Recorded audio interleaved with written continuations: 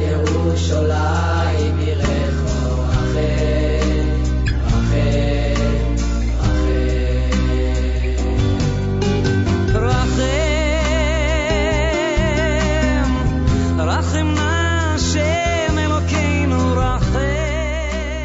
Bishut Moray Verabotai, Bishut, le président de la communauté,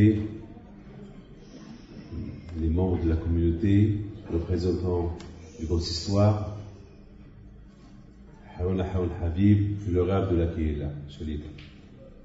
Ce cours de Torah, je voudrais le dire, les Nishmat, malheureusement j'ai une liste, à la mémoire de Maurice Ben David, Biton, Shmuel Ben Léa Hassin, Haïm Geka, Mordechai Amar, et Esther Bat Hanna, Sultan, et à la mémoire de Julia Esther Bat Rena Hanna.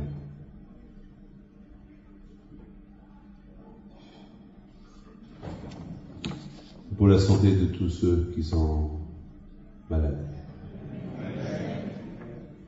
Le thème du cours de ce soir, comme vous le savez tous, une bonne journée, c'est de savoir comment l'utiliser. Voilà. Comment on peut savoir comment utiliser une journée? Et c'est quoi une journée? C'est quoi une journée? Vous savez, mes amis, que la paracha de cette semaine, c'est la paracha de Vaïtse Yaakov. Yaakov, il sort de Beersheba, il se sauve de Beersheba pour aller à Haran. La raison pourquoi il se sauve, c'est parce que son frère, il veut le tuer. Il a un problème avec son frère, il veut le tuer. Et Rashi sur place, il dit une phrase extraordinaire. C'est quoi Vaïtse? Yaakov est sorti. Et Rashi dit, la sortie d'un tzaddik, lorsqu'un tzaddik il quitte chez lui, sa ville, il laisse une trace. Ishkir Roshem, la présence d'un tzaddik, elle marque, par sa présence, elle marque sa présence. Tout le monde sait que le tzaddik, il est dans la ville. On n'a même pas besoin de le voir. Même si on ne le voit pas. Le fait de savoir qu'il est là, on se sent en sécurité. On se sent en sécurité. Mais lorsque Yaakov Abinu, il a quitté la ville de Haran, soudainement, il a laissé derrière lui un vide. Un vide. Les gens ont commencé à parler entre eux. Voyez-vous, il manque quelque chose. Il manque quelque chose. Alors on va se poser une question. Qu'est-ce qui manque? Qu'est-ce qui manque? Est-ce qu'il n'y avait pas Yitzhak Abinu? Par exemple, dans une ville où il y a deux grands tzadikim, un il est parti, et l'autre il est resté. On se sent encore en sécurité, puisqu'il est là toujours un. Et surtout ici on parle de Yitzhak. Yitzhak Abinu, c'était le père de Yaakov. Parce que Yaakov il a quitté la ville, alors des gens sont le vide. C'est pas possible. C'est vrai. Yitzhak Abinu, Yaakov Abinu, il a quitté la ville. Il n'est plus là. C'est vrai, lorsqu'il était là, on sentait sa présence. Bon, maintenant il n'est pas là, il y a son père. Je voudrais vous dire quelque chose. J'ai à côté de moi, à ma gauche, l'un des juifs d'Essaouira qu'on a grandi avec lui. Depuis que je t'étais encore mon pouce, je voyais, c'est Rabbi Meir Cohen qui est là à ma droite, à ma gauche. Lui, vous savez, avec le fait, je parle pour moi maintenant, je viens d'apprendre que votre président de la Roquette, lui aussi il est d'origine de Mogador, de Essaouira. Alors, personnellement, moi, avec de ma tête, le fait de savoir que M. Meir Cohen, il se trouve à Paris, alors, je vous donne la parole de nom. On dirait que je me sens à Essaouira. Pourquoi? Parce que c'est lui le paquid de Rabbi Pinto, c'est lui toujours, chaque samedi soir, il venait chez mon père. Chaque samedi soir, là maintenant j'avais 7 ans, aujourd'hui j'ai 59 ans, mais je me rappelle j'avais 4 ans, 5 ans, 6 ans, le premier qui venait chez mon père lui dire Shavuot Tov, c'est lui. Rabbi Meir Cohen, c'est lui. Il venait chez mon père, lui souhaitait Shavuot Tov, il recevait la bracha et partir. Dans ma tête, jusqu'à maintenant, sachant qu'il est là, eh ben, je me sens, on dirait que Rabbi plutôt il est à Paris. Ben, pourquoi? Parce que dans ma tête, je pense beaucoup à lui. Donc, pour moi, sa présence à Paris, elle fait pour moi un impact qui me rappelle mes origines d'Israël, qui me rappelle mon père, qui me rappelle la maison de Rabbi Plito, qui me rappelle Rabbi Plito, et qui me rappelle beaucoup de choses. Donc, à Bouteille, c'est vrai, Yaakov Avinu, il n'est plus là. Mais il y a son père. Son père, c'est encore 2 fois plus important que Yaakov. Alors comment? Parce que Yaakov, il a quitté la ville de Beersheba. Alors on sent qu'il y a un manque, on sent qu'il y a un vide. C'est quoi ça? Pourquoi un vide? Et son père, je crois que c'est une insulte pour son père. C'est un affront à son père. Quoi ça veut dire? Khamim, il veut dire que Yaakov, le fils, il est plus important que le père. Il dit, c'est vrai, Yaakov, il est parti, et le père, il est resté. Non. Parce que Yaakov, il est parti, il y a un vide, tout le monde parle de ce vide. Je voudrais être un peu plus pointilleux dans mes paroles. Vous savez que Yaakov, tout le temps, il était à la yeshiva. Yaakov Ishtam Yoshev Ohalim, comme on a vu ce matin dans la paracha. Yaakov, sa place, c'était à la yeshiva, tout le temps du matin au soir. Donc ça veut dire que Yaakov, c'était pas quelqu'un qui sortait dehors. Celui qui était tout le temps dehors, c'était qui? Esav. Esav, Yodea, Tsaïd, Ish Sadeh, Ish Yodea, Tsaïd. C'était un monsieur qui savait qu'il avait des connaissances dans la chasse. Il savait faire la chasse du gibier. C'était un chasseur de première classe. Il savait comment chasser. Ça, c'était Esav. Yodea, Ish Yodea, Tsaïd, Ish Sadeh. C'était un homme de la rue. Un homme qui est tout le temps dans la rue, tout le temps le voit de la rue. Et donc, qui était toujours à la maison? Celui que nous ne voyait pas dans la rue, c'est qui? Yaakov. Alors, a priori, c'est Yaakov qu'on ne devait pas remarquer sa présence. Parce que Yaakov, jamais on le voit dans les bars, jamais on le voit dans les cinémas, jamais on va le voir dans les sorties, dans les Champs-Élysées, jamais on va le voir à gauche et à droite. Yaakov a bien toujours les cafés dans un coin, dans la yeshiva, ou chez lui, ou chez son père, ou chez le rabbin, c'est Rabbanim, chez Ve'ever. Donc, a priori, s'il quitte la ville, on ne va pas sentir sa présence. Et justement, parce qu'il n'était pas dehors. Par exemple, Esav, oui. Esav, s'il quitte la ville de Beersheba, on va tout de suite se poser la question, oui, Esav, toujours il est là, il n'est plus là. Donc, on comprend très bien. Mais Yaakov, puisque toujours, il marquait le fait qu'il n'était pas dehors. Donc, comment on pouvait sentir qu'il manque sa présence? Le fait qu'il est parti à sa rochelle, un tzaddik lorsqu'il est dans la ville, Huda, Huziva, Huadara, c'est un tzaddik, c'est lui, celui qui apporte le bonheur dans la ville, d'accord. Et lorsqu'il n'est pas là, le bonheur il quitte, et le bonheur il disparaît. Besséder, d'accord, s'il n'y avait pas de tzaddik dans la ville, mais là il y a Yitzhak Avinu, son père qui est là. C'est une insulte pour son père de dire, parce que son fils est parti, ça y est, la ville est vide. Vous savez la bataille. Je voudrais vous raconter une histoire, un rêve. J'étais cette semaine en Israël. Je suis parti exactement, uniquement pour pèleriner les Havot. Parce que c'est la semaine, comme il a dit le rabbin, c'est la semaine où on parle d'Abraham, d'Yitzhak, de Yaakov, de Rivka, de Sarah, de Rachel, de Léa. C'est la semaine qu'on parle d'eux. C'est la semaine, c'est les semaines qu'on parle des Havot Akadoshim. Vous savez, mes amis, Baruch Hashem, que nous sommes gâtés. Nous, les Juifs de la Tunisie, du Maroc, d'Algérie, les Juifs de la Russie, de la Pologne, Baruch Hashem, on est gâtés, on a des tzadikim, comme Rabbi Shimon Bar Yochai, comme Rabbi Hananes, Rabbi Yaakov Essera, Baba Saleh, Rabbi Hipito, et bien sûr, Baal Shem Tov, et Baal Tanya, des tzadikim, Baruch Hashem, on est entouré, Baruch Hashem, on est riche dans cette émouna. Je ne rentre pas dans les détails. Je ne veux pas rentrer dans les détails des tzadikim, Baruch Hashem. On est vraiment, c'est inimaginable. C'est inimaginable. On est gâté. Ça veut dire que, aujourd'hui, avec le fait de parler des tzadikim, on s'attache à Akadosh Baruch Hu. On voit ces tzadikim, comment ils ont servi à Akadosh Baruch Hu, et automatiquement, on s'attache à Akadosh Baruch Hu. Mais ces tzadikim, de qui ils ont appris? Abraham, Yitzhak et Yaakov. Comment ils ont vécu Abraham, Yitzhak et Yaakov? Chaque geste d'Abraham et d'Yitzhak et Yaakov, c'était un geste que nous, c'est une leçon. Chaque geste à eux, c'est une leçon pour nous. Comment se conduire, comment se comporter. Maintenant, venons à la synagogue, ici chez vous.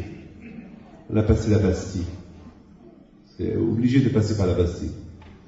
Il y avait là-bas un monde fou. Les bars sont pleins. Et bien sûr, les restaurants sont pleins. La queue pour entrer au cinéma. Et moi, je vais à la synagogue. Moi, je vais à la synagogue. À quoi je pensais? Maintenant, à quoi je pense? Vous savez, moi, je suis un penseur, je pense. Ma tête, elle pense 24 heures sur 24. À quoi je pense? Je pense que c'est quoi ma vie? C'est quoi la vie d'un juif? Je pense à moi. C'est quoi ma vie? Là, je le dis, c'est quoi ma vie? Ça veut dire, c'est quoi votre vie? Ça veut dire, je ne parle pas pour moi, je parle pour vous aussi. C'est quoi notre vie? Qu'est-ce que Hachem veut de nous? Qu'est-ce qu'on est là? Qu'est-ce qu'on est là pour faire quoi? Bien sûr, on est là, on représente Akadosh Baruch Hu, on représente le judaïsme, on représente Abraham, Yitzhak, Yaakov, on représente Akadosh Baruch Hu, on représente la Torah. Mais pour être les bons ambassadeurs de Akadosh Baruch Hu dans ce monde-là, vous savez, le Maroc par exemple, le Maroc, il a besoin d'un représentant ici en France pour représenter le Maroc. Les Algériens, ils ont besoin d'un représentant en France pour représenter l'Algérie. Eh bien, c'est nous, Rabotai, Am Israël, dans le monde, on est là pour représenter Akadosh Baruch Hu. Donc on est partout pour représenter Akadosh Baruch Hu, représenter sa Torah, mais pour représenter sa Torah, c'est-à-dire on doit représenter sa présence. Que Hachem, il est là. Et pour dire que Hachem, il est là, il faut qu'on respecte la Torah et le mitzvot. Bien sûr, tout ce que j'ai vu, on veut ici, la Bastille, tout ça, tout ce que j'ai vu, c'est pas des choses qu'on va prendre avec nous un jour. C'est des choses qui vont rester là. C'est tout. Voilà, la réponse, elle est là. Tout cela, vous savez, beaucoup des fois on pense, où est la vie? Vous savez, beaucoup des fois, je vois les gens qui se réveillent le matin, ils courent. Et chaque matin, c'est le même, il court, il se lève le matin, il court pour aller travailler, après, il retourne à la maison, il mange, après, il voit un peu de télévision, après, il va dormir, crever. Encore le matin, c'est comme un robot. Ça se répète toute l'année. Le matin, il se réveille. Est-ce qu'on est des robots? Est-ce que notre vie est comme ça? On doit se lever le matin, la même histoire, le matin se lever, et c'est automatique, le dimanche, les gens se reposent, alors on est des robots, quoi. Alors, est-ce que la vie est...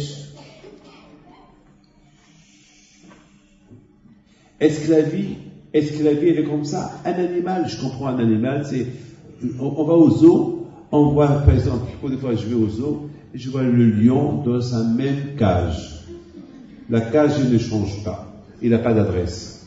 L'adresse, c'est Zoo Paris, il est là-bas, il n'a pas changé. Sauf si un jour on lui change de cage pour, je sais pas pourquoi. Mais il est toujours, son adresse, on la connaît.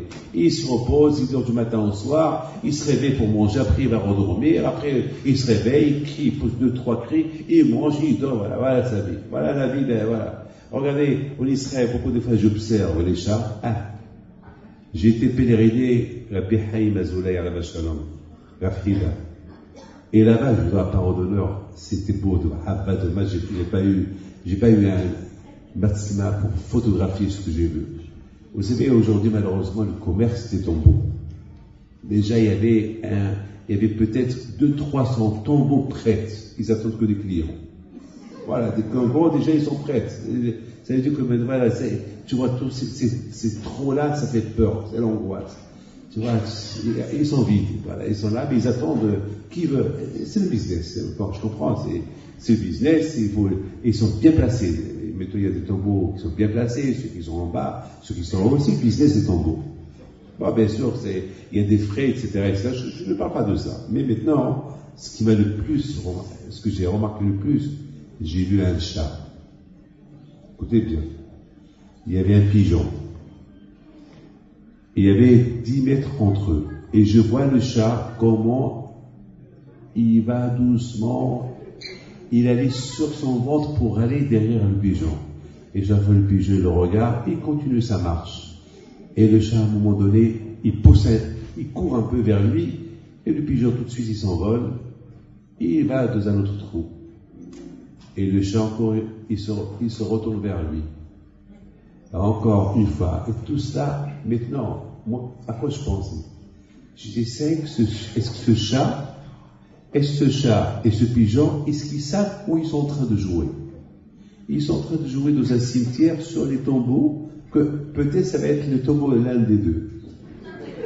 Peut-être ça va être le tombeau de l'un des deux.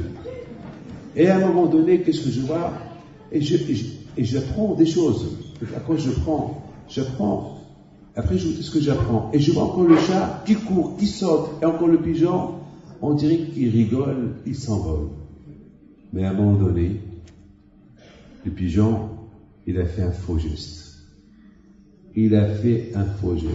Lequel, il se peut qu'il a vu quelque chose qui a attiré son attention. Il a perdu quelques secondes. Ces quelques secondes étaient fatales pour lui. Le chat, il l'a attrapé. Et bien sûr, il a fêté sa fête des tombeaux. Il a mangé. Et à quoi je pensais? Je pensais ce monde-là, à Shemishmor, que Dieu préserve. C'est un gruyère. Il y a des trous de partout. Combien il faut faire attention où on marche? Chaque journée et sa journée. Chaque journée et les trous de la journée. Et combien on doit faire attention pour ne pas comprendre. Et il ne faut pas, surtout, on ne rigole pas avec le Tzahara. Le Tzahara, c'est le symbole du chat. Combien il faut faire attention lorsqu'on voit le Tzahara, on ne joue pas avec lui. On quitte l'endroit, on se sauve. Sinon, rien une seconde, sans réflexion, une seconde, qu'on ne fait pas attention à ce Tzahara qui s'appelle le chat, il va jumper, il va sauter sur nous, il va nous avoir pour quelque temps. Et peut-être je vous pose une question. Et cette question que je vous la pose, après essayez de trouver la réponse dans votre tête. Quelle est la raison pourquoi quand il n'a pas voulu qu'Hachem il crée un jour? Pourquoi il a besoin de 6 jours? 6 jours! Il a créé le monde en 6 jours. Mais Akadosh Baruch Hu, s'il veut, il peut créer le monde en 1 seconde. Baruch Omer et Hachem, s'il veut, en 1 seconde. En 1 seconde. Vous savez, Hachem, il n'a pas besoin des bombes atomiques. Ce monde, il tient sur du néant, ce monde-là. Hachem, avec 1 seconde, il n'observe pas ce monde-là, et le monde, il est fini, il est détruit. Avec Hashu Shalom, le soleil, il se trompe d'une seconde, d'un centimètre. Son trajectoire, c'est fini pour le monde, c'est fini. Mais je ne comprends pas pourquoi Akadosh Baruch Hu, ça lui a pris 6 jours pour construire le monde. 6 jours. Il a besoin de faire quoi? Pourquoi 6 jours? Pourquoi 6 jours? Quelle est la raison? En un seul jour. Il y a ceux qui disent qu'Akadosh a créé tout le premier jour, et tout était dans l'eau. Et Akadosh, chaque jour, il a commencé, allez, aujourd'hui c'est ceci, aujourd'hui, chaque jour de la semaine, il a placé des emplacements, il a dit, bon,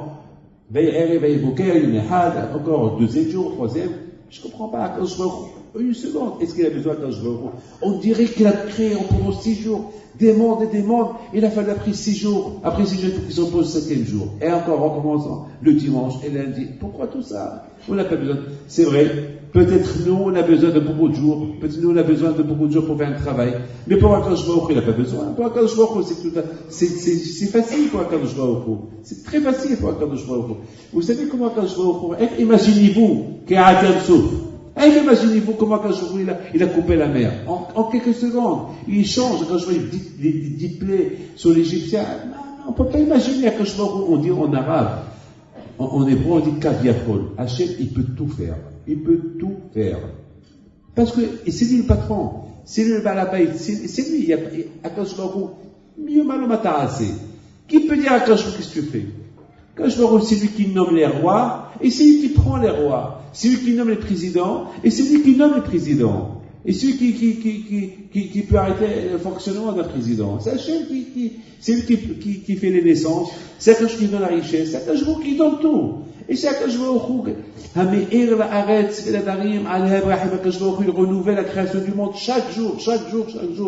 Donc, a priori, Akadosh il surveille les 4 saisons, il fait tout Akadosh. Donc la création du monde pour lui, c'est 1 seconde. Oh, 1 seconde, tout est fait. Non, ça lui a pris 6 jours. Vous savez, mes amis, il faut savoir une chose. Il faut savoir ce que je vais vous dire. Il faut bien comprendre et saisir ce que je vais vous dire. Il faut savoir que il y a ce qu'on appelle l'habitude. Il n'y a pas pire que l'habitude. On s'habitue. Imaginez-vous que je vous apporte chaque jour le même repas. Toujours le même repas, même si c'est le meilleur repas, le même repas, foie gras, canard, et tout ce que vous voulez, le meilleur, toute la recette d'une autre, on la relève votre. Et à la fin, le même repas, on a ras-le-bol, après on s'habitue, on peut plus. D'ailleurs on dit, justement, Melech dit, tu veux être respecté, ne va pas tout le temps chez ton copain. Si tu veux que ton copain il te respecte, ne va pas toujours chez lui. Ne va pas, parce que le fait d'aller toujours chez lui, après il va avoir ras-le-bol de toi. Il faut aller chez lui de temps en temps. De temps en temps. Regardez à côté un couple. Heureusement qu'il y a le mikvé. Heureusement que la femme respecte Nida. Parce que le fait que tout le temps, il la voit, il lui parle, il la touche, après il y a plus, après il manque quelque chose. Mais le fait que la femme elle respecte le mikvé, et il y a une séparation de corps pendant quelques jours, alors lorsqu'elle rentre du mikvé, c'est nouveau.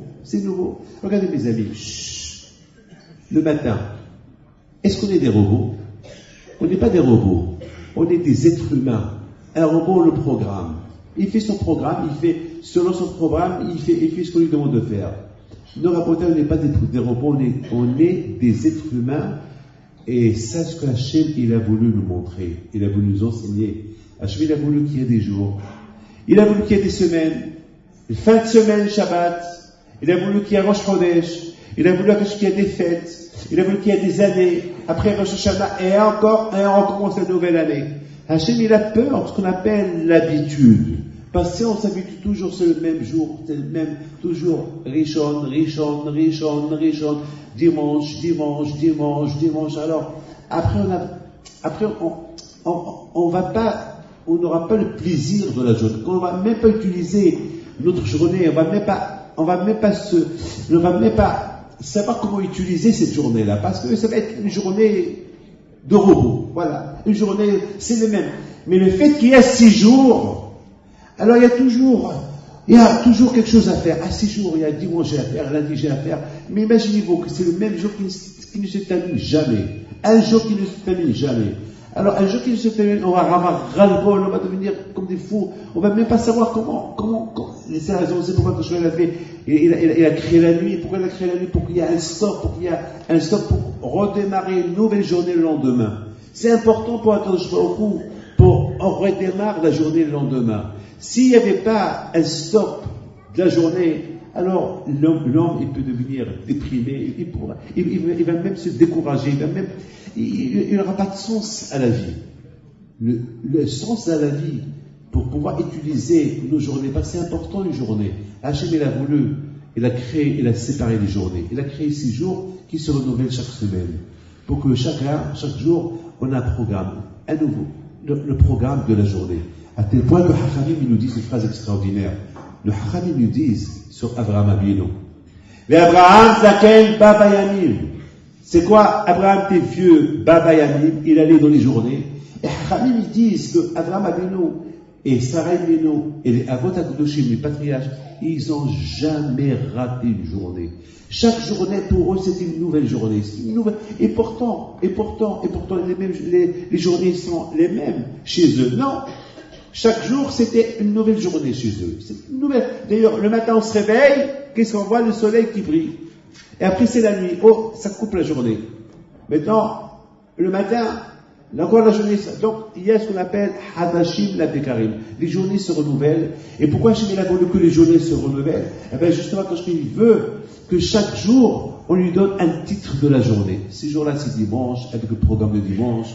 Ce jour-là, c'est lundi, avec le programme de lundi, il y a le programme d'après-midi, il y a le programme du matin, il y a le programme du soir. On ne mélange pas les journées. Et c'est la raison pour laquelle il a voulu qu'il y a 6 jours, comme ça, l'homme, il fait son programme de chaque jour, et après, il se repose, mais après, il va commencer à penser à caractère de Shvaoku, Shabbat, c'est pour le bon Dieu, et il va commencer maintenant à étudier un peu le Shabbat. Et les journées, comme ça, les journées, Il aura un goût dans la journée. Comme ça, la journée, il ne va pas l'utiliser. Regardez un animal. Est-ce qu'un animal, il sait c'est quoi, le matin, ou l'après-midi, ou le soir, ou dimanche, ou lundi, ou mardi? Il ne sait rien du tout. Tu dis, tu vois ton chien qui arrive, tu dis, mardi, je vais te changer de menu.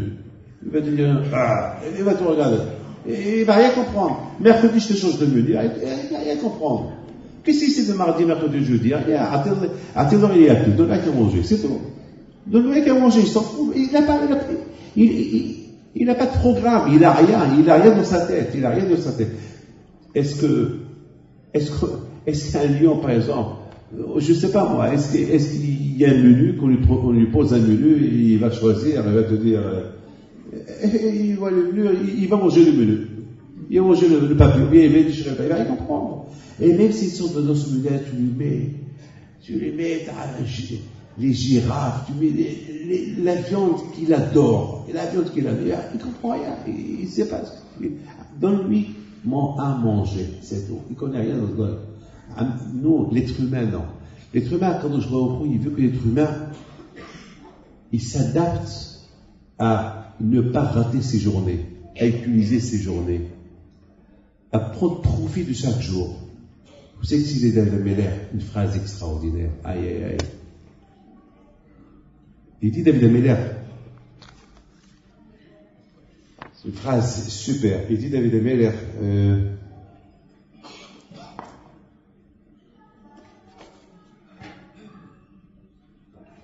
Ohev Yamim le Otov.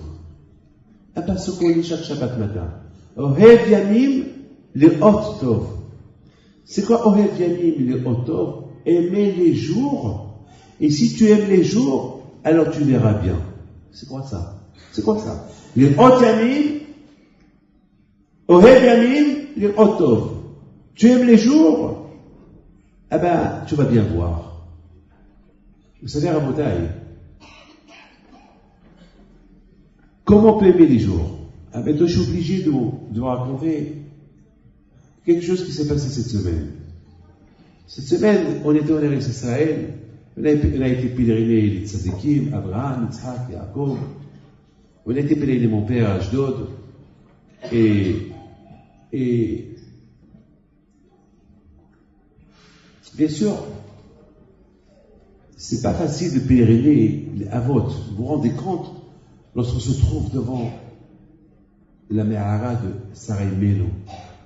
Toute l'histoire de Sarah, elle vient devant nos yeux. J'arrive devant Avraham Avinu, toute l'histoire, elle vient devant mes yeux. David, tu es à côté de Avraham Avinu. On va vers Yaakov. Ah, Yaakov, c'est le patriarche que j'adore. Voilà, c'est Eléa. Sa femme, elle est en face de lui. Vous ne pouvez pas imaginer.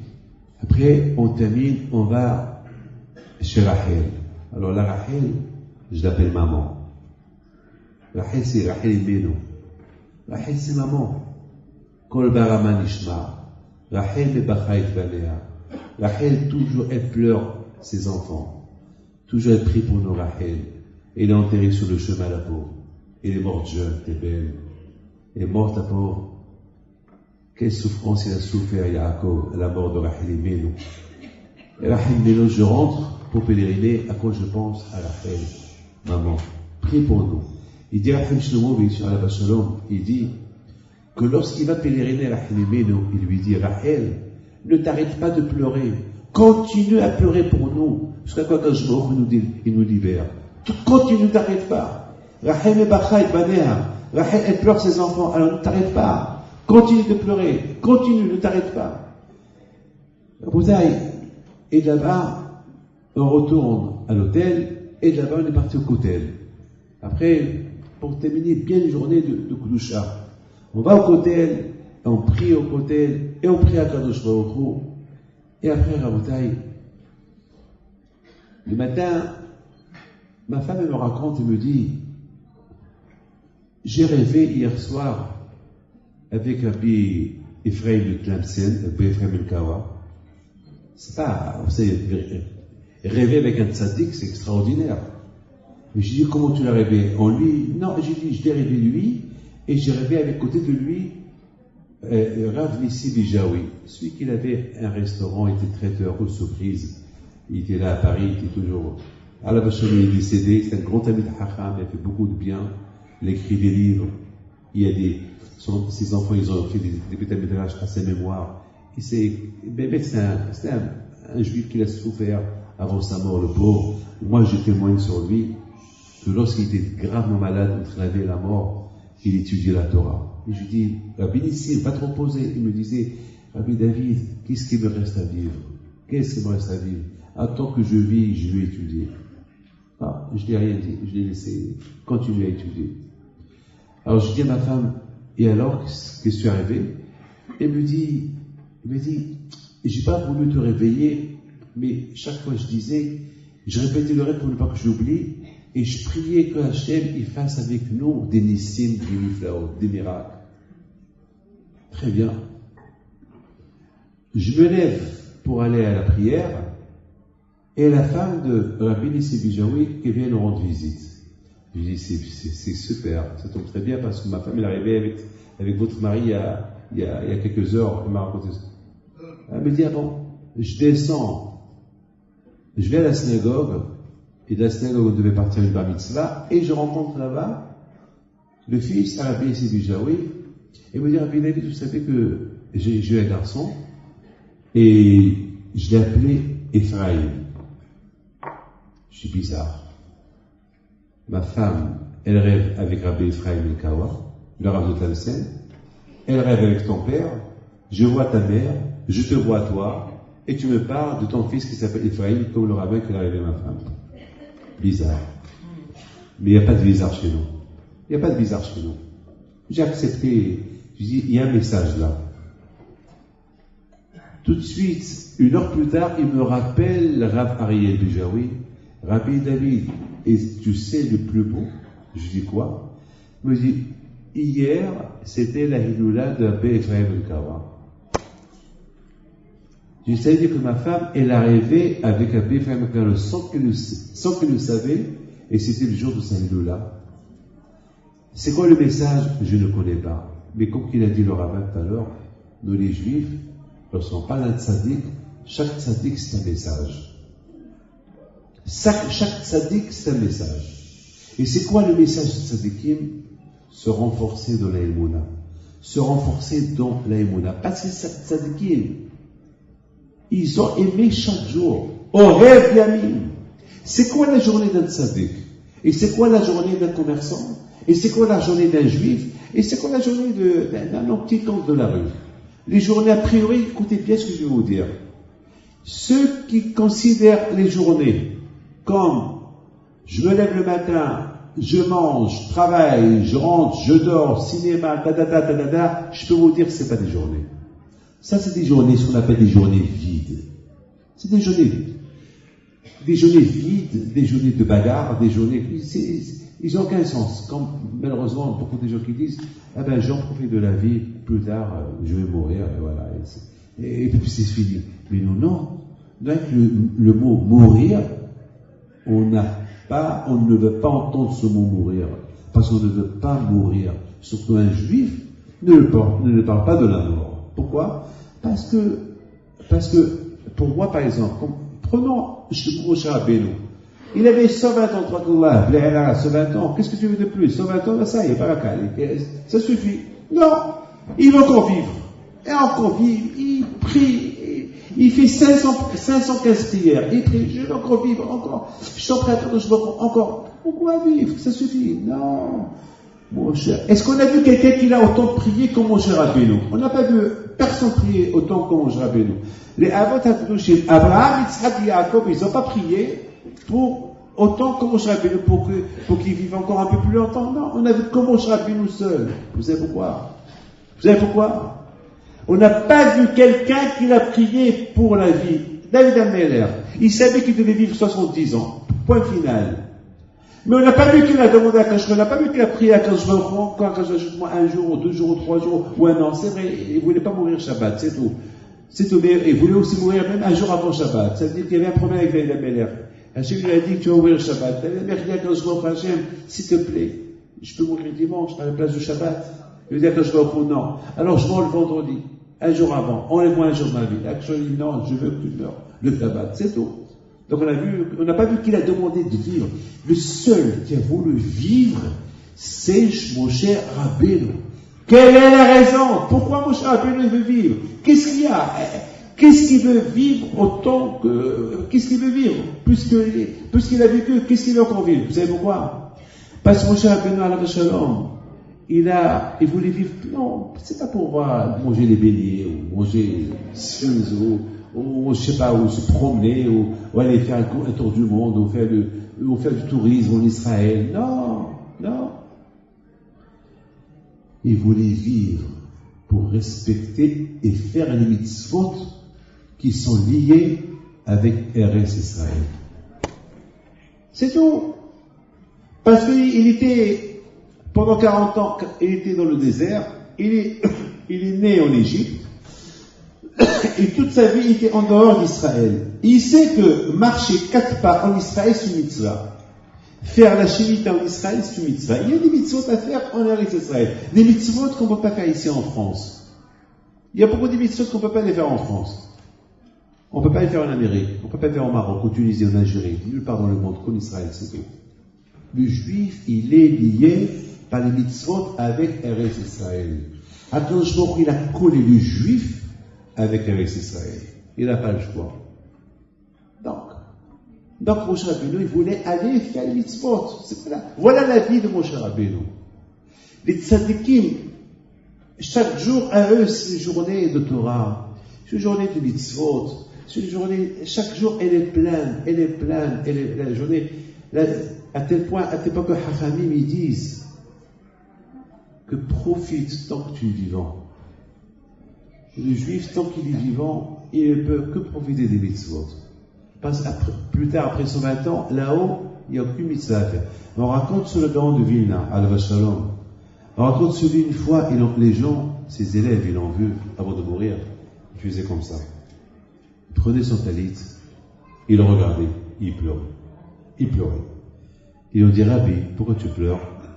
Il leur a dit, je pleure parce que cette mitzvah que je porte sur moi, ce blouson, ce vêtement que je porte sur moi, il ne me gêne pas. C'est comme un tricot de peau que je porte sur moi. Et pourtant, chaque seconde qu'il est sur mon corps, je fais mitzvah. C'est une mitzvah gratuite que le bon Dieu nous a donnée. Une mitzvah sans rien faire. Un homme, il a une kippa sur la tête, il fait mitzvah sans rien faire. Un homme, il est assis dans la souka, il est en train de manger, il est en train de faire une mitzvah sans rien faire. Des mitzvot gratuites. Et ces mitzvot, ils sont 1000 fois ou 2000 fois multipliés le Shabbat. Lorsqu'un juif respecte le Shabbat, alors chaque seconde du Shabbat, elle est calculée inimaginable. On ne peut même pas calculer comment elle est calculée chez le bon Dieu. C'est comme lorsqu'on prenait un taxi, et dès qu'il démarre le taxi, il met le compteur. Et le compteur, il marche. Et de plus que le taxi, il voyage, et le compteur, il compte, et ça augmente. Chaque seconde qu'on met un talit sur nous, chaque seconde qu'on fait mitzvah, le compteur qui s'appelle mitzvah, le compteur qui s'appelle tzedaka, ou je ne sais pas quelle mitzvah on est en train de faire, il compte les secondes, les minutes. Voilà la bouteille des journées au Ohev Yamim. Aimez les journées. Les Otor, lorsqu'on aime les journées, on remplit les journées dans ce monde-là, avec des mitzvot, alors on va bien les voir, on va bien voir, on va les apprécier, on va les aimer. Et après, Be'ezat Hashem, on va voir Tov, il s'appelle Olam Haba, il s'appelle Tov. On aura le zikhout de rester à Olam Haba avec Akadosh Baruch Hu. Et c'est quoi Tov? Aussi, la Torah s'appelle Tov. Qu'il est car Tov Natati Lachem. La Torah aussi s'appelle Tov. Lorsqu'un peut-être quelqu'un, il fait les mitzvahs, il l'aime, il remplit ses journées avec des mitzvot. Il n'est plus un robot. Il remplit ses journées.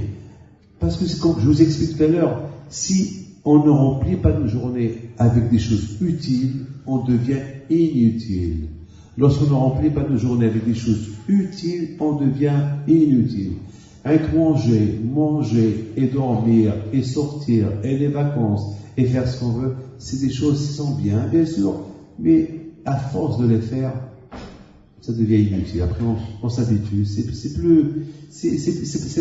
C'est pas ça qui va empirer la vie. Je vous donne la parole d'honneur. Voilà, je suis devant vous. Vous savez, il n'y a pas un comme moi qui a l'expérience des problèmes que j'entends du matin au soir chez les gens. Soit en Amérique, soit au Venezuela, soit au Canada, soit au Mexique, ou en Argentine, ou en France, ou en Israël, ou au Maroc. J'entends des problèmes de tout le monde. J'entends des problèmes des présidents, des problèmes des rois, j'entends des problèmes des riches, des pauvres, j'entends des problèmes des malades, j'entends des problèmes des enfants, j'entends toutes sortes de problèmes, j'entends. Et dans tout ce que j'entends, ce que je peux vous dire, et ce que j'ai retenu de tout ce que j'entends, ben celui qui respecte Torah et Mitzvot, il a moins de déprime, il a moins de dépression. C'est un homme qui est heureux. Quelque part, même s'il est pauvre, il est heureux. J'en ai vu des gens multimilliardaires riches, ils ont ras-le-bol de la vie. On les demande comment ça va.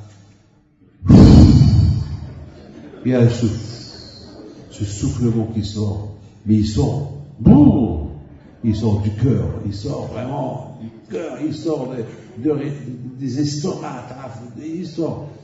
Mais attends, mais tu as une femme, tu as une maison, tu as une autre maison, tu as une autre maison. Et tu fais que voyager, tu es toujours là, et tu as changé ta voiture, tu as une Mercedes, tu as changé contre une Rolls-Royce, et A priori, il y a ceux qui n'ont rien de tout ça, et qui se disent, Baruch Hashem! Très bien! Alhamdulillah! Baruch Hashem! Et il n'a rien du tout. Comme il y a un juif appelé Brak, il a 12 enfants, il habite dans 2 chambres. 2 chambres. Et je lui dis, pourquoi tu n'as pas 3 chambres? Il me dit, Rabbi David, je vais faire 3 chambres pour faire quoi? Regardez, ça vise un grand rabbin. Regardez le raisonnement qu'il m'a donné. Je ne suis pas d'accord avec lui. Parce que si je suis d'accord avec lui, c'est, moi, Hashem, je suis un peu gâté, je n'aime pas vivre comme ça. Je lui dis, pourquoi pas 3 chambres? Il me dit, Rabbi David, qu'est-ce que j'ai besoin dans une maison? Je dis, je sais pas, il faut un peu, tu respires. Et un peu, je sais pas, alors je lui dis, qu'est-ce que tu as? Il m'a dit, j'ai que des lits. Je dis, alors j'ai une table où on la plie le soir, après on met les lits, et voilà. Je dis, mais il faut, je sais pas, il n'y a pas où marcher, il n'y a pas. Il me dit, Rabbi David, à quoi est ça une maison? Je vous en prie, comptez ce raisonnement à lui. Enfin, c'est un raisonnement qui est pas mal, mais que je n'accepte. Je vous avertis. Il faut pas je n'accepte pas. Faut pas me prendre un arrière et Rabbi David, je suis pas un arrière et Baruch Hashem, vous savez, Baruch Hashem, ceux qui m'ont écouté, à ne pas investir chez Madoff, ils ont gagné. Parce que moi-même, je n'ai pas cru cette histoire-là de donner 10%, j'ai dit, attends, moi-même, à un moment donné, je dis, David, tu es fou, et j'ai dit, Baruch Hashem, il y avait un juif. Lorsque l'affaire de Madoff a éclaté, il vient chez moi et me dit, Rabbi David, moi, je suis un homme très intelligent. J'ai gagné avec Madoff quelques centaines de milliers de dollars, mais à un moment donné, j'ai commencé à réfléchir, j'ai dit, celui-là, il va lui arriver un jour un pépin. Et j'ai repris tout mon argent et je les ai investis ailleurs. Et voilà, grâce à Dieu, j'ai rien perdu. Je dis, c'est bien. Alors, tu as gagné. Il m'a dit, ouais. J'ai eu je dis, attends, mais Fadal Rogdi, Baruch Hashem. Je dis, c'est Hashem qui m'a mis ça dans la tête. Non, il m'a dit, quand je vois au cou, le bon Dieu laissé de côté, moi, c'est l'idée que j'ai eue. J'ai rien dit. 6 mois plus tard, il a tout perdu. Il les a mis chez un autre Madoff, il a tout pris. Et c'est tout, il a tout perdu. Au Hachem, quand il est Madoff, il ne manque pas. À chaque fois, il a la réincarnation de Madoff tout le temps. Et toujours le Gilgoud de Madoff. La Wodaï, il faut savoir que tout vient de Hakadosh Baruch Hu. Tout vient de Hakadosh Baruch Hu. Mes amis, s'il vous plaît, vous pouvez me rappeler de quoi je parlais?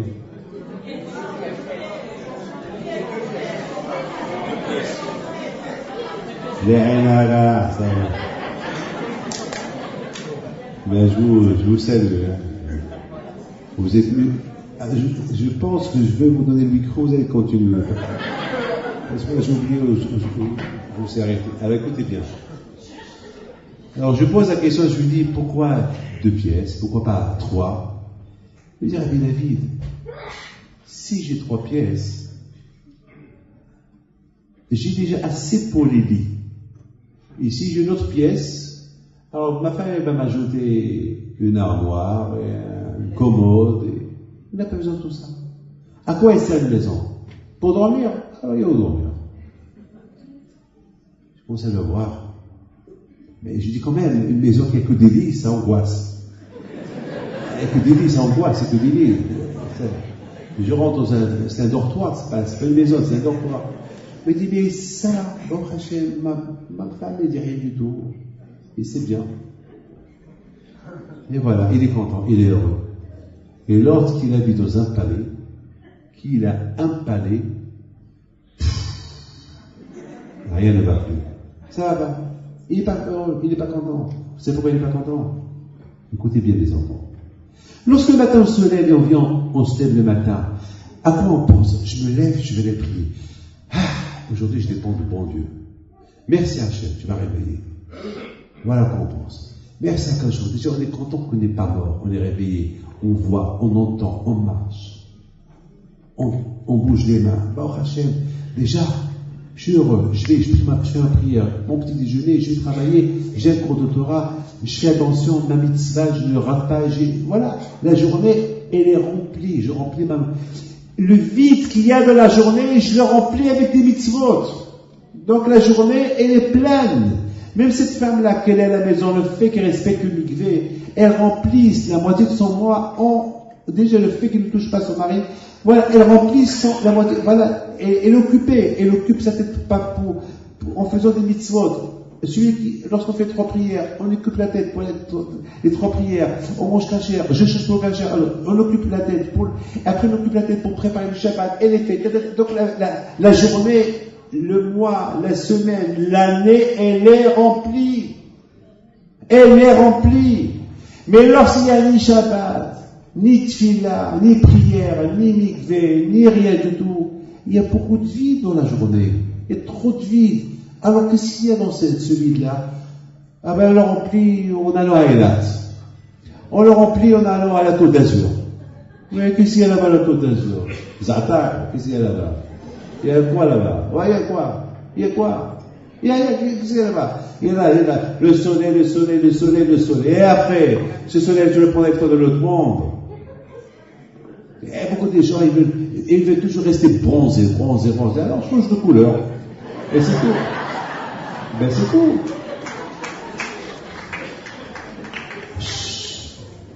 Donc, à Bodaï, comme je me rappelle, alors j'étais à l'Yeshiva à Lyon, jamais je voudrais ça. Vous savez, le mois d'août, tout le monde voyage. Et après, le mois d'août, c'est les slihot. Et les slihot, c'est les slihot.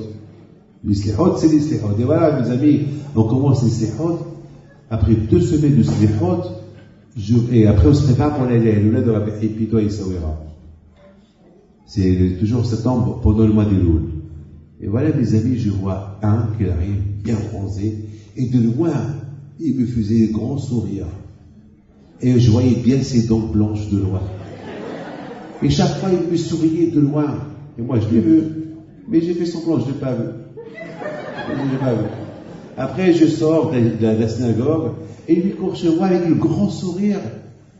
Je lui dis, tu vas bien, ça va? Très bien. Je lui dis, tu sais, je ne t'ai pas reconnu, hein. Je ne t'ai pas reconnu. Je lui dis, bon, c'est quoi tout ça? C'est quoi tout ça? Il me dit, au prochain, je me suis reposé, très très bien. Et tu as fait un peu de slihot pendant ces 2 semaines. Non, Rabbi David, non, malheureusement, je suis fatigué, on vit la nuit tard, et les soirées, et les mariages, Ouais, c'est l'histoire du mois d'août, on la connaît tous. C'est ce qu'on appelle l'histoire du mois d'août, c'est bien rempli, et on est crevé. Zahma, le mois d'août, c'est le mois du repos, c'est le mois de et ici le bar mitzvah, ici le tchilin, ici ça, ici ça. Et à part le soleil, à part le dawa du soleil, après l'homme, c'est lorsqu'il vient des vacances, c'est là qu'il a besoin de 3 mois de vacances encore. Il a besoin encore de 3 mois de vacances. Mais accompagné de ce monsieur-là, tout ce que je sais, écoutez bien, tout ce que je sais, c'est que 3 mois plus tard, il m'annonce qu'il va divorcer. Voilà, ça se termine. 3 mois plus tard, il m'annonce qu'il va divorcer, et malheureusement, j'ai tout fait pour ne pas qu'il y ait un divorce. J'ai tout fait, mais j'ai pas réussi. Voilà la bataille. Parce que les journées sont vides. Les amis, je vous en prie, écoutez ce que je vais vous dire. Aujourd'hui, il y a un autre problème. Les portables, les Facebook, et bien sûr, l'Internet. Aujourd'hui, voilà, disons que l'homme, aujourd'hui, il veut remplir ses journées avec ces choses-là. Voilà, il occupe sa tête.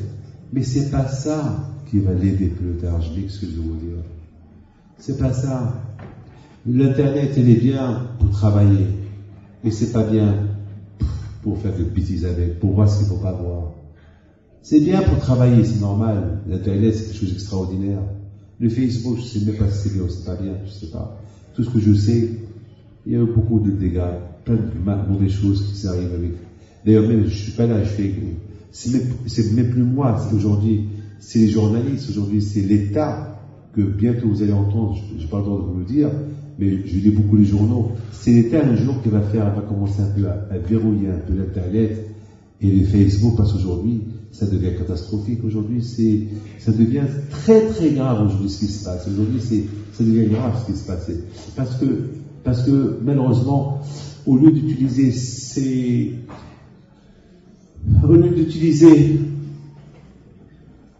cet ordinateur peut-être pour avancer, je pense, ça fait reculer plutôt l'homme. Comme des jeunes filles, les pauvres, ils sont tombés dans les pièges à cause de Facebook. Comme des jeunes hommes, ils sont tombés dans les pièges. Maman, je peux pas. Combien des divorces il y a eu à cause de Facebook? Combien de divorces? Parce qu'aujourd'hui, mes amis, écoutez quelque chose de dire. Il y a un problème. Il y a un problème dans un couple. Il y a toujours des résolutions dans un couple. Il y a Bémet. Vous savez, moi, une fois que j'ai fait un couple, ils sont venus pour divorcer, j'ai tapé fort sur la table. J'ai dit, si vous divorcez, gardez-vous. Ils sont peut-être là. D'abord, ils ont fait 2 enfants encore. C'est tout. Et voilà, ni Facebook, ni rabbin, ni psychologue, ni rien. J'ai tapé sur, et ils ont eu peur, ils sont partis. C'est tout. Ils ne savaient pas que je les frappe. Donc, mes amis, écoutez, mes amis. Écoutez. Malheureusement, aujourd'hui, il faut savoir comment utiliser il ne faut pas en reculer avec le Facebook. Il ne faut pas qu'on recule. Et ça, il nous faut en reculer. Il faut faire attention, mes amis. Savoir comment remplir la journée. La remplir, on dit en arabe, la remplir avec ça. Quelque chose de vrai. C'est ça, remplir la journée avec, comme qu'ils ont rempli les tzadikim. Oh, hey, Yamim, j'aime ma journée. Mais j'aime ma journée comment? Comment tu aimes ta journée? Mais jamais tu aimeras, toujours tu t'es, je suis crevé, je suis fatigué. Tu aimes ta journée comment? Tu te lèves le matin, tu te lèves, tu vas directement au travail, tu manges, les prières, rien du tout, tu vas du travail, le téléphone, après tu rentres à la maison crevé, il y a une télévision, me détendre, après tu prends une douche, après tu vas dormir, c'est ça ta journée. Ta journée, elle est vide. Ta journée, elle est vide. Il n'y a rien de concret dans cette journée-là. C'est vrai, elle te fait gagner de l'argent, mais cet argent-là, il n'est pas assez. Et lorsque tu as une somme, tu veux le double. Tu as le double, tu veux le triple. Tu as le triple, tu veux 2 fois le triple. Et voilà, donc ta journée n'est jamais remplie, elle est vide. La vie, elle est vide. Les tzadikim, ils aiment les journées. Non seulement qu'ils aiment les journées, ils ne veulent même pas mourir. Ils demandent, on veut Hayim, Aouchim, de la prière de Rosh Hashanah et Kippour qui sont dans la gauche. La vie. Shana Tova, Hayim Tovim, Shana Tova, Hayim Tovim, Shana Tova, Tikatevut, on se souhaite une longue vie. Mais une vie avec quoi? Une vie de quoi? Une vie vide ou une vie pleine? On veut une vie pleine. Alors une vie pleine, c'est la Torah. C'est les mitzvot. C'est Ma'asim Tovim. Comme les Avodat Hashem. C'est ça, utiliser la journée. Parce que sinon, si on n'utilise pas la journée comme la façon dont je suis en train de vous décrire comment utiliser la journée, eh ben, ce sera une journée vide. Vous savez, la plupart des gens qui dépriment et qui ont des dépressions et qui ont c'est parce qu'ils ont le sentiment qu'ils n'ont rien à faire. Ils se sentent vides, ils se sentent délaissés. Tu les vois comme ça. Ils ont plus de goût à la vie.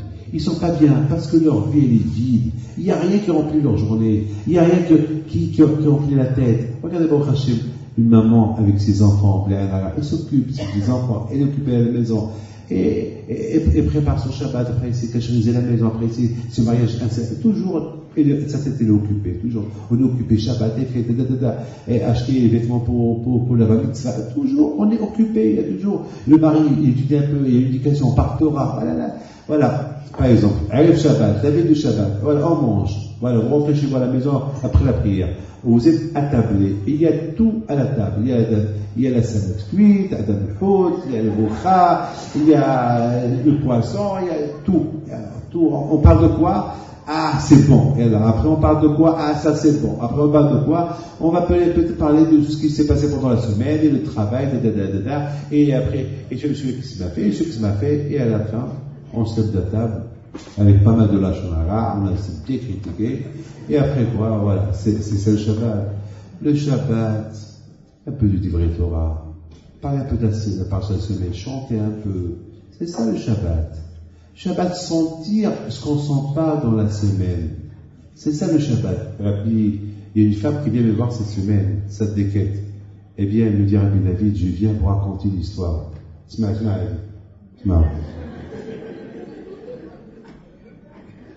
Et il y a cette femme, elle me dit, Rabbi David, vous allez écouter cette histoire-là. Je dis, j'écoute. Elle me dit, mon père, Alain Shalom, il nous raconte souvent qu'une fois, il avait un problème lorsqu'il était jeune. Et ils sont d'origine d'Issaouira. Et il avait un grand problème. Et son problème était tellement énorme qu'il ne voyait pas de solution. Il fallait un miracle du ciel. Il fait un vœu. Il dit, je sais que Rabbi Pinto, il a ses clients, il a les alim à qui il aide, les pauvres à qui il aide. Alors, je vais lui donner une somme d'argent, je vais lui donner juste de riel. À l'époque, il y avait, à Essaouira, au Maroc, on parlait riel, de riel. Bon, et je me rappelle, j'étais jeune, alors j'avais 7 ans. J'allais chez lui, il avait une bijouterie, et chaque vendredi, à 2h, il me donnait un riel. C'était Hok Velo Yaravo. C'était une coutume chez moi, je faisais des calculs, quoi faire, c'était une belle somme à l'époque. Et maintenant, ce monsieur-là, c'est une histoire qui s'est passée il y a à peu près 80 ans. Et il dit, je donnerai juste de riel à Rabbi Pito 2. Et Baruch Hashem, Akadosh Baruch Hu, il l'a aidé, et Akadosh Baruch Hu, il lui a envoyé la remède de son problème, et comme toujours, le juif, toujours, il regrette ce qu'il promet. Lorsque tout va bien, lorsqu'on a des problèmes, et dès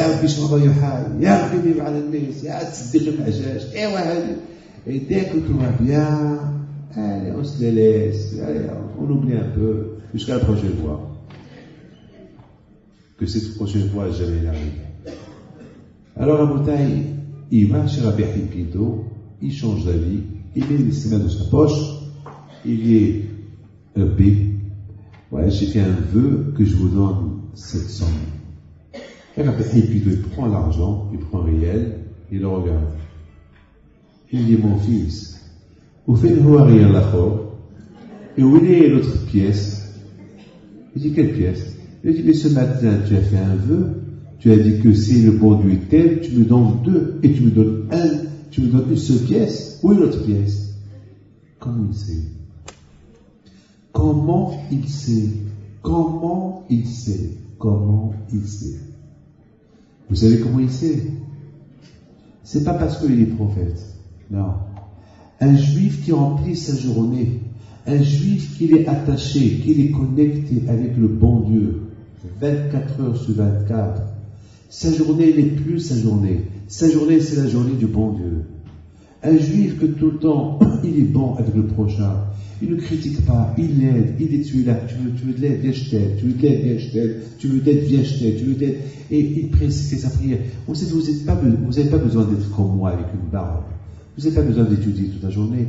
Remplir votre journée avec des mitzvot. Celui qui veut critiquer l'autre, qui ne critique pas, il a rempli sa journée. Voilà, c'est tellement facile. C'est tellement facile. On ne vous a pas dit de faire. Non. On ne vous a pas dit, vous pouvez être. On ne vous a pas dit de ne pas voyager à Elat. On ne vous a pas dit de ne pas aller à la Côte d'Azur. On ne vous a rien dit. Tout ce qu'on vous dit, remplissez vos journées avec des bonnes choses. C'est tout. C'est tout. Il ne faut pas que vous deveniez des robots. Un robot. Voilà. Voilà. On est programmé. On se programme nous-mêmes pour toute la vie. Un programme de toute la vie, c'est le même programme. Je vous donne la parole d'honneur. Bémet, Hachem, il est témoin. Il y a un que je connais, il est riche. Et tout le temps, il est dans les vacances. Tout le temps, il est ici, il est là, toujours, il est dans les vacances. Et tout le temps, il se plaint. Il a ras-le-bol de la vie. Pourquoi? Parce que sa vie, elle est vide. Il lui manque quelque chose dans sa vie. Et les Avot HaKadoshim, ils ont rempli leur vide. Le vide à eux n'existait pas. Le vide à eux, ils l'ont rempli avec quoi? Avec des bonnes choses. Je voudrais, mes amis, terminer avec une histoire. Et Télé s'est ouvert au téléphone.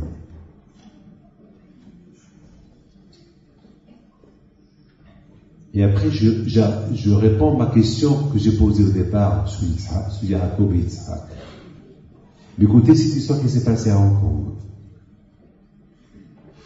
Il y a 2 ans, je suis parti avec William Marciano à Hong Kong. Et bon, c'est la première fois que je vais à Hong Kong. Je reçois les gens, je reste là-bas 2 jours.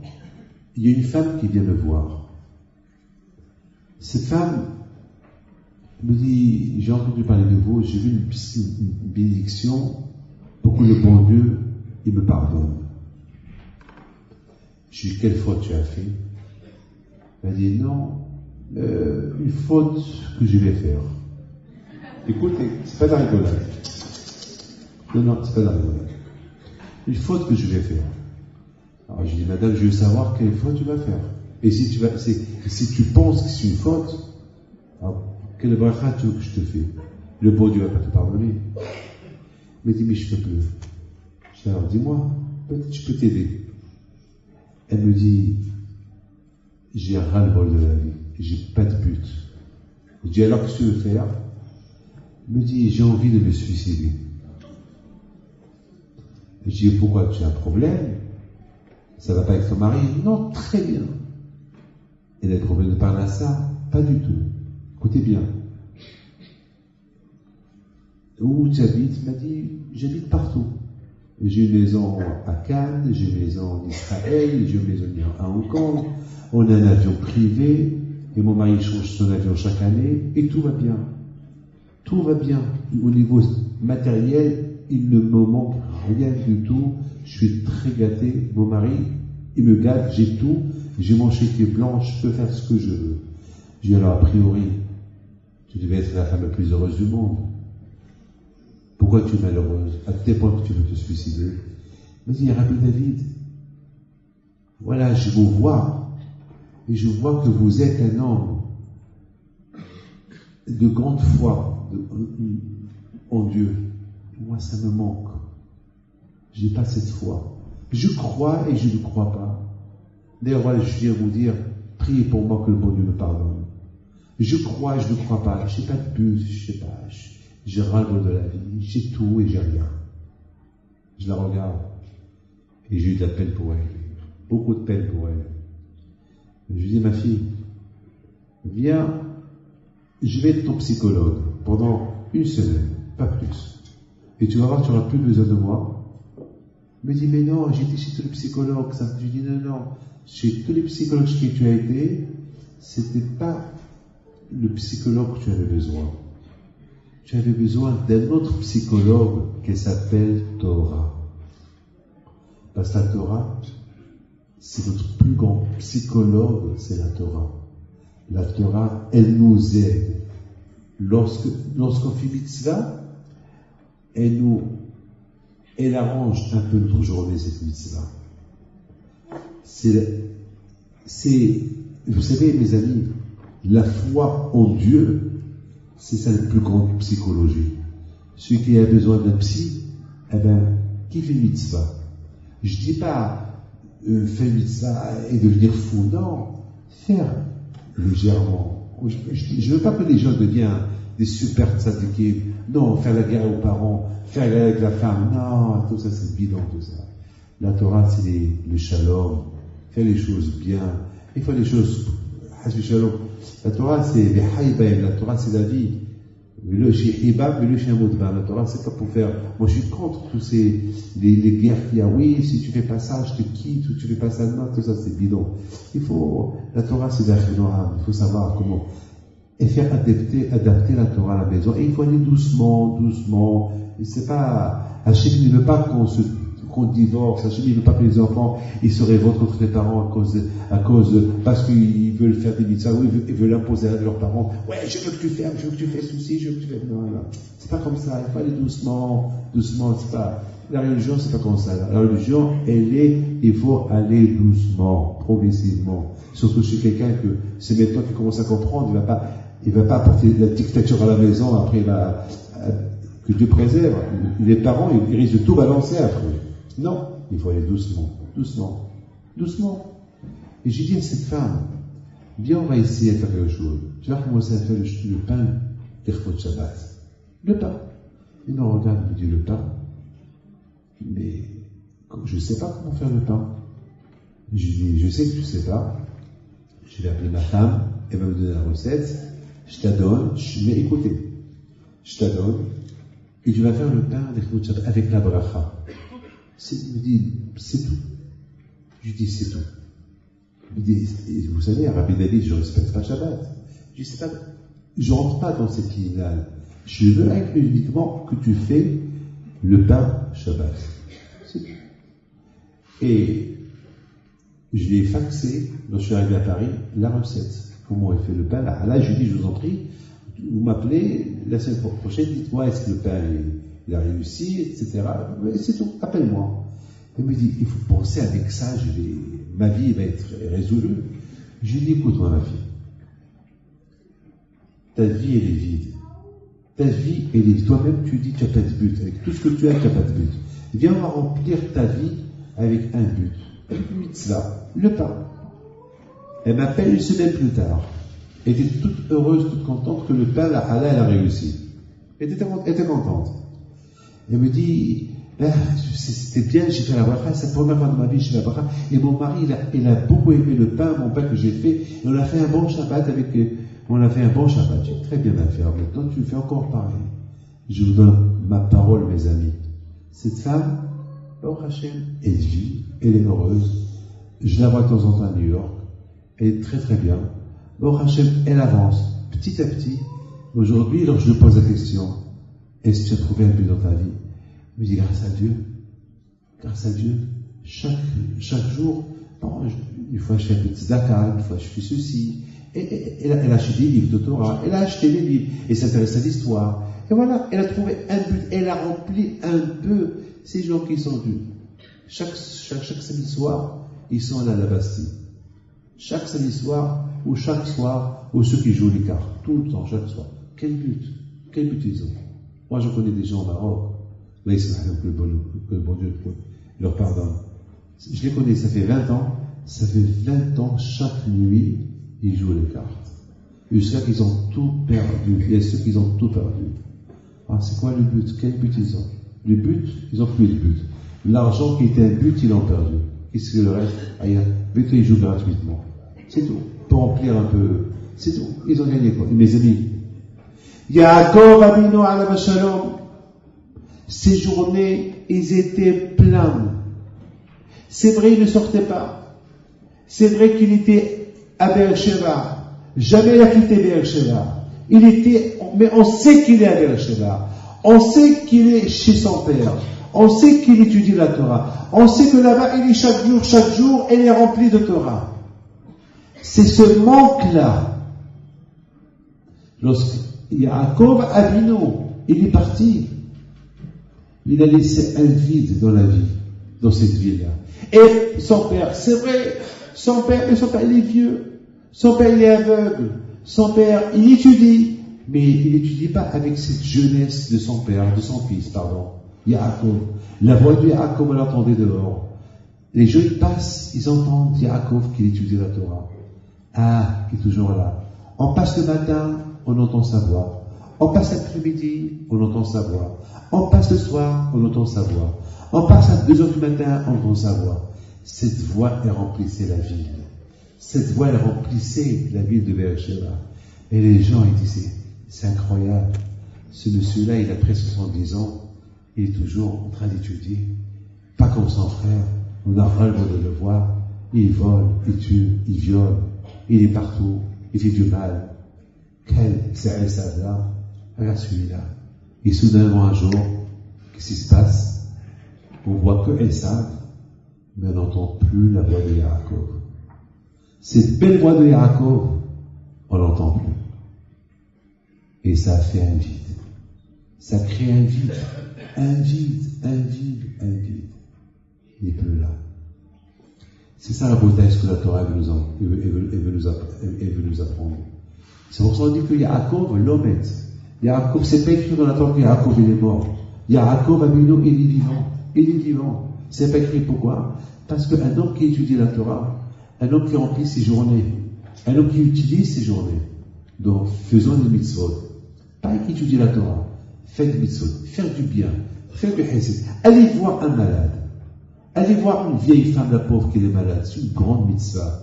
Allez par exemple, je ne sais pas, il y a des organisations ici à Paris qui aident les pauvres, qui les aident, ou visiter quelqu'un qui est dans le besoin. Ça s'appelle remplir. Vous savez, en Amérique, j'adore l'Amérique, parce qu'il y a beaucoup, au Mexique aussi, et en Argentine aussi. Les gens, des familles très riches, qu'une fois par semaine, eux-mêmes, ils prennent le manger aux pauvres. Eux-mêmes, ils prennent le manger aux pauvres. Eux-mêmes, ils préparent le jeudi soir, ils préparent des paniers pour les prendre. Et aussi, ils ont, j'espère que, je ne sais pas si un conseil que je peux donner au consistoire, c'est aussi, puisque c'est un représentant, c'est des idées que j'ai appris là-bas. Il y a par exemple des organisations du consistoire de Mexique ou de l'Argentine, il y a des femmes qui vont visiter les malades, des femmes qui s'occupent des handicapés, qui vont visiter les handicapés, des femmes qui vont aider les pauvres. C'est pour remplir. Et c'est des femmes qui sont pas religieuses. Et pour moi, ces femmes-là, je les appelle tsatkaniot. Ces femmes-là, je m'en fous ce qu'ils font, mais ce qu'ils font avec les pauvres, comment ils remplissent leur journée, pour moi, ces femmes-là, je leur tire mon chapeau. Parce que, a priori, ils sont très riches, et c'est pas leur caveau de toucher, se manger, c'est pas leur caveau de préparer ce repas, c'est pas leur caveau d'aller visiter les malades dans les maisons, ou des maisons toutes sales, tout pourries, c'est pas leur caveau, ils font ça, ils font ces gestes-là. Eh bien, ces gens-là, ils remplissent leur mission dans ce monde-là. Et peut-être ça va les ramener à faire peut-être, à améliorer peut-être leur vie. Et pourquoi pas? Vous savez, à Bretagne, beaucoup des fois, lorsqu'on voit quelqu'un de le malheur, nous, on prend conscience. On se dit, peut-être nous, c'est un jour, on peut être comme ça, que Dieu préserve. Et peut-être ça peut nous changer. Mes amis, voilà le cours que j'ai préparé pour vous ce soir. Simplement une idée que je vous donne. Essayez de retenir la phrase de ce cours. Comment rendre la journée utile? Ne pas rater une journée. Comment la rendre utile? Et comment l'utiliser? Savoir l'utiliser, savoir la remplir. Parce que remplir une journée, c'est quoi? Je peux remplir une bouteille. C'est quoi remplir une journée? Si on peut remplir une journée avec Ohev Yanim, aimer la journée, les hautes tov, voir la beauté de la journée, voir ce qui est bon à faire dans la journée. C'est pas la journée, tu la rends robot. La journée, tu la rends machinalement la même qu'hier, la même qu'avant-hier, la même qu'à la semaine dernière, la même toute la vie. Non, change-la. Quand il n'a pas créé le monde en un jour, une seconde, il a fait un espace de 6 jours pour que l'homme aussi, pour que l'homme ne s'habitue pas, pour que l'homme, il a assez de journées à remplir. Si on lui donne une journée continuelle, une journée qui ne termine pas, une journée qu'elle n'a pas de fin, alors elle n'a pas de fin, il va se mettre fin à ses jours. Parce qu'elle a cette journée qu'elle n'a pas de fin. Mais lorsqu'on gère une journée, elle a 24 heures, après il se repose, après il va, il se repose, il dort, après, Hadash Karim, c'est son esprit le matin, il se renouvelle. Alors là, il remplit sa journée. Il remplit. Mon père, à l'homme la journée à mon père était comme ça. Le matin, il se lève, à 2 heures du matin, il étudie, il prend son petit déjeuner, il reçoit les gens, il se repose un peu, il ne sortait pas dehors, il allumait 50 veilleuses de tzadikim. 50. Ça lui prenait 1 heure pour les allumer. 50 veilleuses de tzadikim. Il allumait le matin. C'est déjà, après, il fait la prière, fait tout. Il prie pendant 1 heure, 1 heure et demie. Il prie. Il prie pour Am Israël. Il prie pour les malades, pour les pauvres. Il prie. Mon père, il respectait les religieux, les non-religieux. Il respectait tout le monde, mon père, à Shalom. Il faisait pas de différence entre un religieux. Il recevait les Arabes, les catholiques, il recevait les Chinois. Il recevait tout le monde. Tout celui qui venait chez mon père, la porte était ouverte. C'est comme ça qu'il nous a éduqués, papa et lui. Il me disait, David, fais attention. Ne fais aucune différence entre personne. Ne fais pas de différence entre le riche et le pauvre. Ne fais pas de différence entre celui-là et celui-là. Il faut recevoir tout le monde, baisser l'air, pas ni à faute. Reçois tout le monde avec sourire.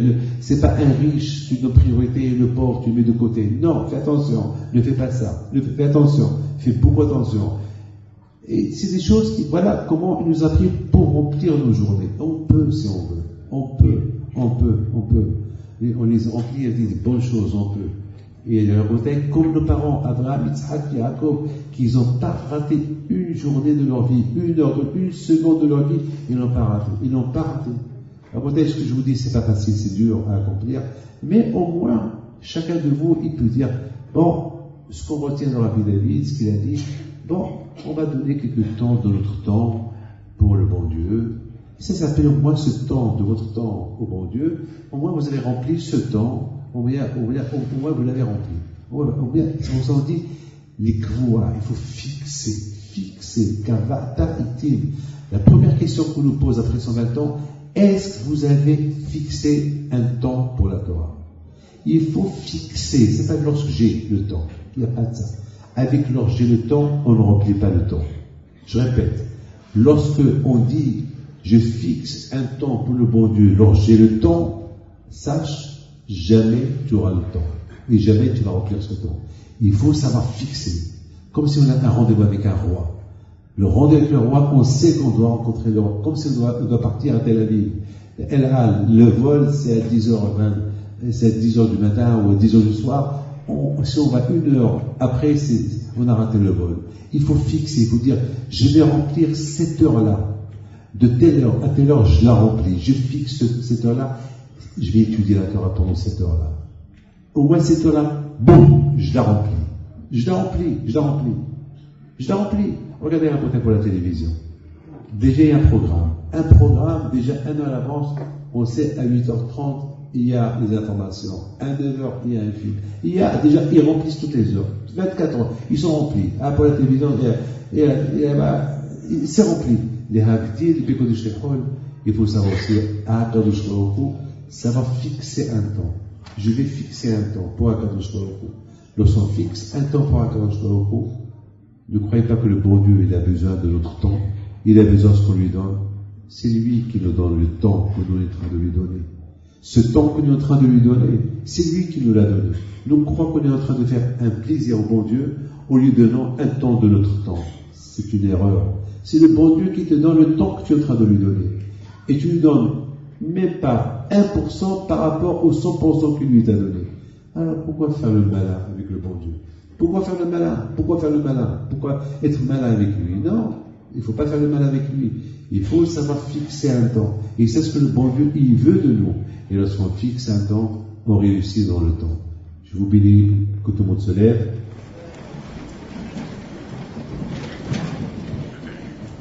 Shema Israël, Adonai Eloheinu, Adonai Echad. Adonai Melech, Adonai Malach, Adonai Imloch, Le'olam Va'ed. אדוני מלך, אדוני מלך, אדוני ימלוך לעולם ועד. עדה אדוני הושיענה, עדה אדוני הושיענה, עדה אדוני יצליחנה, עדה אדוני יצליחנה. מי שברך אבותינו אברהם, יצחק ויעקב, משה ואהרון נביא שלמה, יברך את כל הקהל הקדוש הזה, גדולים וקטנים, הם ובניהם ושתן ויוך השם הגן העלמה.